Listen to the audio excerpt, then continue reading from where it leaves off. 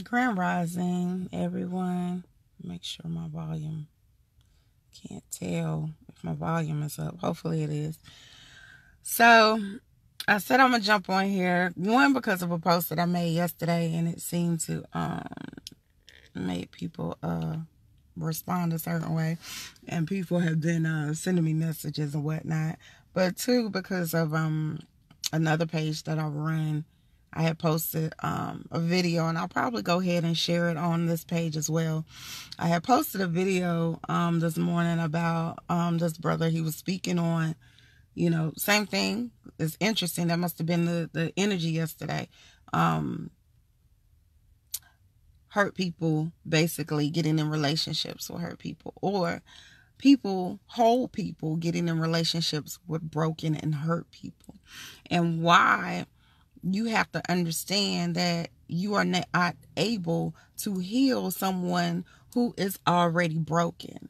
In our mind, especially women, we tend to get in situations. I've seen men do it too. But I can speak from a female perspective because I'm surrounded more by them in the business I work in, is dealing with women in particular.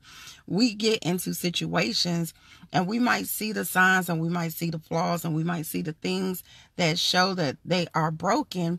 And the craziness is that we will, in our mind, perceive that we can love them into wholeness. We can love them beyond the brokenness. We are able to put the pieces back together and get them to the space that we need them to be and operate and be functioning in this healthy, whole relationship. And the craziness with that is we can't do it for them. They have to want to do the work for themselves. They have to want to actually be a part of that journey and that process. And it's interesting to hear feedback, because what I tend to hear is, well, a woman can make someone, or encourage, let me say that, encourage a man to want to make his life better. I agree. We can motivate. We have a wonderful, amazing power as women. But he has to make that decision for himself first. He has to be in the space where he is open and receptive to saying, let me do the work. Let me take time to do this work, to deal with what the root issue is. And the thing is that we can be patient and loving and have unconditional love and show support from a distance. You can be there supportively. You can love them through their pain while they're getting their stuff together. But you don't have to endure the outcome or the aftermath of what that pain produces, because you don't know. You don't have any control over how that vehicle is going to go. And I say this not even just from the female perspective as someone who has been in a relationship with someone that was hurt. I can say it from the perspective of I've been the hurt person in a relationship, and I understand my brokenness and what my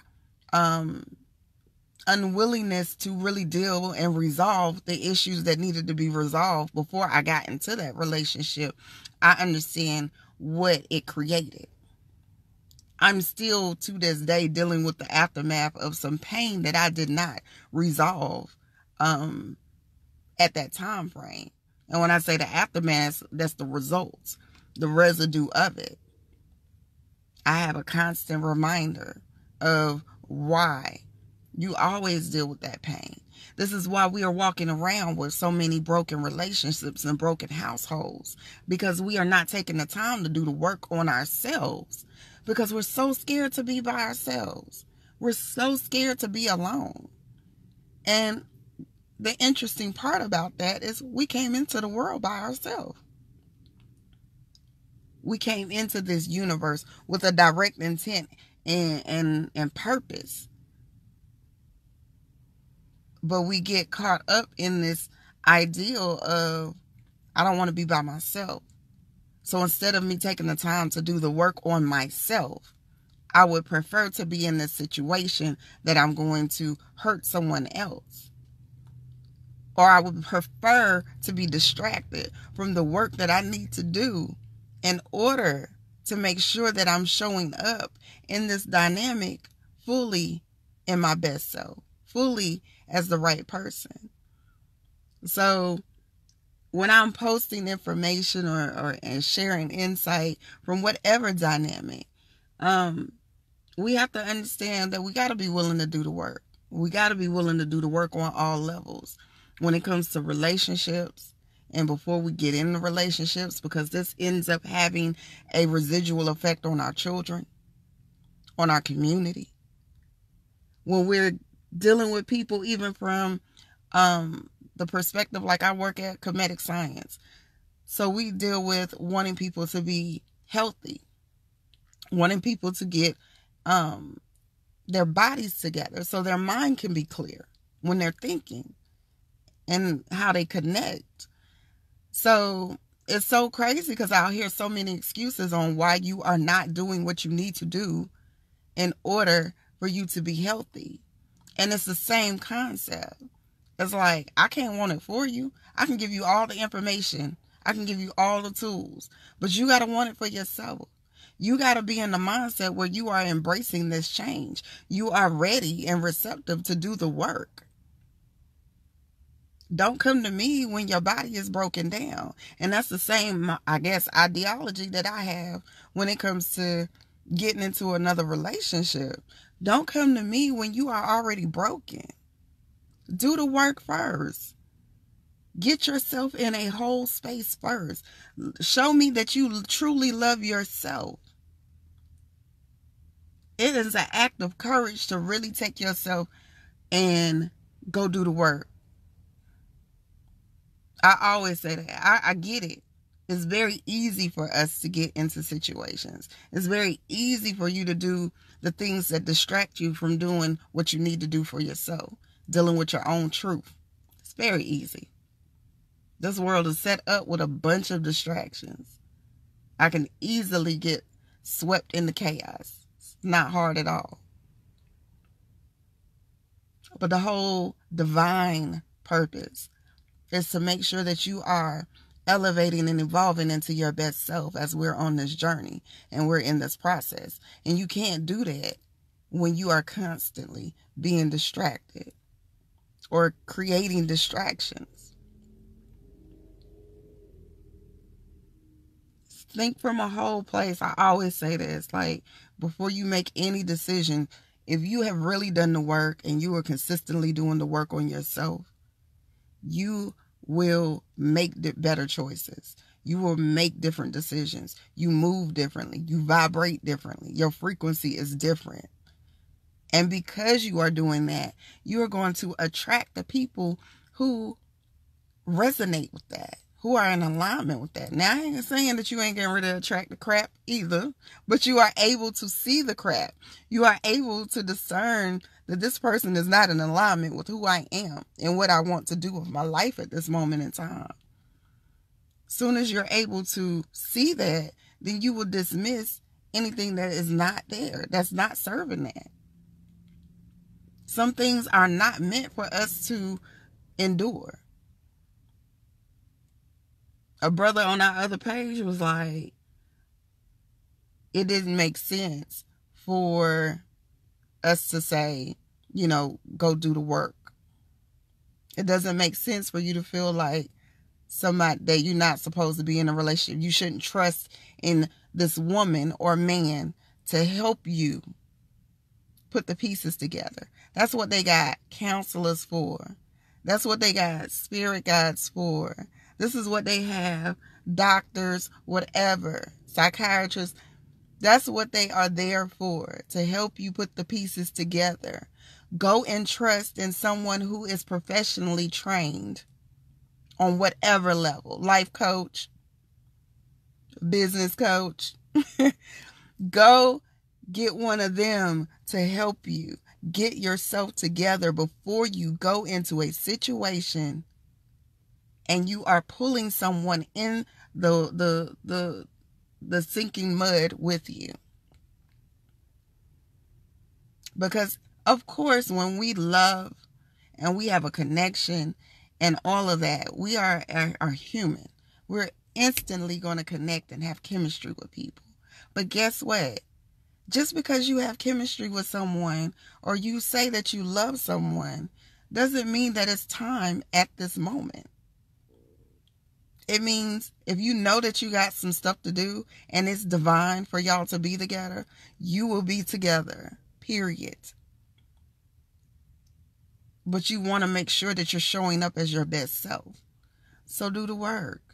It's not that hard. They got free people. People are out here helping people for free. People are giving guidance for free. It's so easy to really, like, if you are true to what you're saying, to do the self-work. So do the self-work. Don't feel like you got to bring everybody else in your chaos and confusion. That's selfish. It's selfish for you to feel like you need to do that. I remember being in that space. I remember not really dealing with the unresolved issues, putting them in my little suitcase, putting them in my bag, putting it in my backpack, and not dealing with it.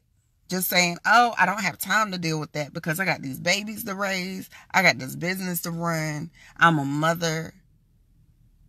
I'm a daughter. I'm a friend.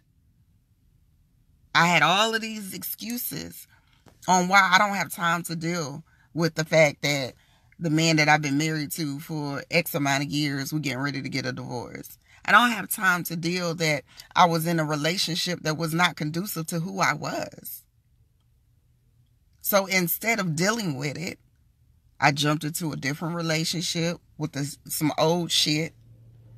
Instead of dealing with it, I dove into work. My career was like, I'm making money. I'm doing stuff that was going to distract me really doing the work and dealing with my truth. So when it decided to rear its ugly head, I'm in a whole nother relationship with a whole nother baby. Business, 2-3 businesses, I think at that time, running. And now it pops up. And now I got to deal with it all. Not just the one element. I had to deal with all the elements that I've been packing in these bags since I was little. Because that was how I coped. And it took that particular dynamic to make me really shut down and say, hey, enough is enough. Because now you're in another relationship that is not in alignment with who you are. Not conducive to what you are striving to do. With a whole nother baby. And you ain't wanting to do the work. That's when everything shut down. That's when I withdrew. I shut everything down. Stopped everything. Stopped the press on everything. I got to focus on me. I got to focus on what I'm doing. The moves that I'm making. The choices that I'm making. Because I'm out of order. I'm living in chaos. I'm falling victim to a ideal and a perception I've created. Do the work. It's not hard. When you do the work, it's not hard to jump into the work. It is hard to say that I'm going to be disciplined and committed. But we are so disciplined and committed to getting up and clocking in for these 9-to-5s. We so disciplined and committed to being a consumer and not a producer. We disciplined and committed to a whole lot of things that's not serving us. So why we can't be disciplined and committed to what is going to put us in alignment with our best self? So we can make sure that we stop the cycle. I always tell people I'm never mad at, my children's fathers. Never. I have moments. Don't get me wrong. I have moments. But I'm never mad at them.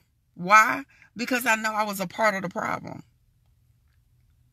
I can't blame them for where they were at that moment because they were a reflection of me. Where I was at that moment. What I was allowing. Where I was on all certain types of level. Mental, spiritual, whatever. So you can never be mad at anything that's going on outside of you, because you created it. This is your creation. On one level or another, it's your creation. Once you accept that, then you start, like I said, doing the work and knowing that you have the power to change your whole life, your whole dynamic in a very short amount of time. You just got to be committed and disciplined to what it takes to do it. So that's my soapbox for today. I was like, I'm looking crazy, but I did want to get on here and really share that, because on one side, with me being a healer and me even have gone through the process and still go through the process every day of healing, what hurts my heart is to see that it is so many of us that's not doing the work. There's so many of us that, rather be distracted and rather be lost in this whirlwind sometimes that we create, than to just sit down and say, what will it take for me to do the work?